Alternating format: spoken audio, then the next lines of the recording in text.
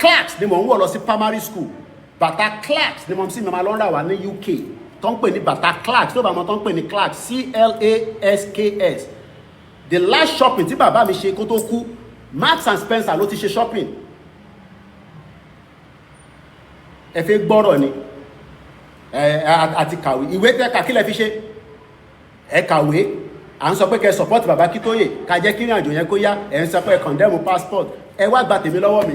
ẹ wá gbà lọ́wọ́ mi ẹ já sáré gbọ́ látọ̀dọ̀ bùdá wa Yorùbá Freedom ká tó wá wọnú màá fi ti Kẹ́mi Bádénàkì ẹ sẹ́yìn àkọ́kọ́ lọ gbọ́n tí Káyọ̀dé mọ̀ lásọ ẹ bá wa ṣe ní kíákíá torí pé mo fẹ́ sọ̀rọ̀ tí Káyọ̀dé mọ̀ lásọ ó gbé ọ̀rọ̀ jáde lára ọ̀rọ̀ tí Káyọ̀dé mọ̀ lásọ ẹ rí intan sọ pé gbogbo ọmọ Yorùbá kọ́ ló fẹ́ Yorùbá nation o. There are many of them that sit there especially bọ̀bọ̀ tó ń pè lámọ̀tẹ́kùn yẹn Kóìkì ni mò ń jẹ́ ìwọ ni mò ń fún lésì láàrin gbogbo wọn torí mo mọ̀ àwọn tó kù dáadáa ìwọ ni mo mọ̀ dáadáa láàrin wọn mo dẹ̀ mọ̀ bí tó dúró sí o.